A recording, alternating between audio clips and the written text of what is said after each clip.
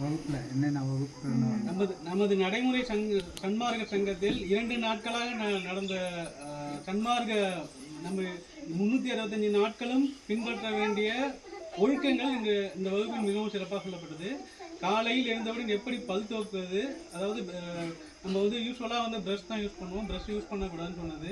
அதுக்கப்புறம் ஆளும் வேலும் அதை வந்து நம்ம கடித்து அதை வந்து ப்ரஷ் மாரி ஆக்கிட்டு துளக்கணும்னு சொன்னது.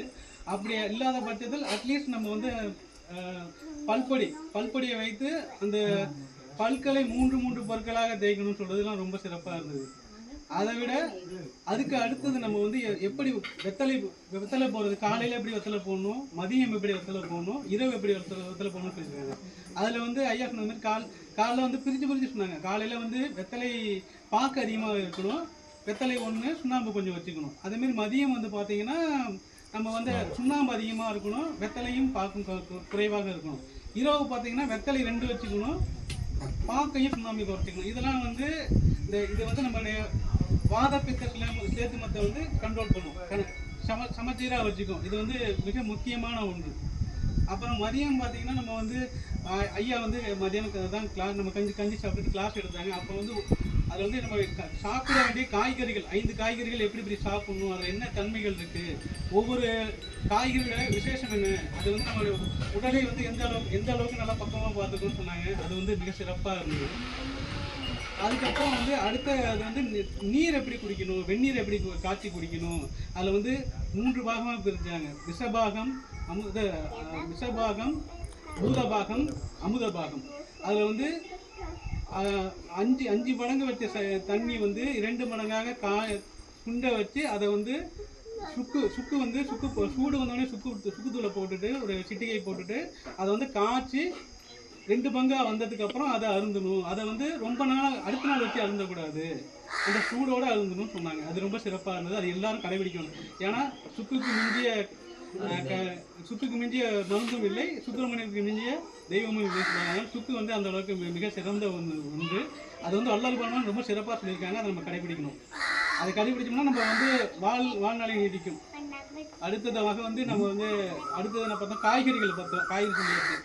அப்புறம் வந்து மதியானத்தில் வந்து நம்ம வந்து தியானம் முடிச்சதுக்கப்புறம் ஐயா வந்து என்ன எடுத்தாங்கன்னா குரு எப்படி இருக்கணும்னு எடுத்தாங்க. குரு எப்படி ஐடென்டிஃபை பண்ணணும், குருவுக்கு என்ன தகுதி இருக்குது, குரு வந்து நம்ம வந்து குருவை தேர்ந்தெடுத்ததுக்கப்புறம் அந்த குருவை பற்றி ஆராயக்கூடாது அப்படின்னு சொன்னாங்க. அது ரொம்ப சிறப்பாக இருந்தது. ஏன்னா சப்போஸ் அந்த குருவுக்கு தகுதியே இல்லைன்னா கூட நம்ம வந்து அந்த வழியில் போய் கடவுளை அடையிறதுக்கான வாய்ப்பு நமக்கு கண்டிப்பாக இருக்கும்னு சொன்னாங்க. அது ரொம்ப சிறப்பாக இருந்தது.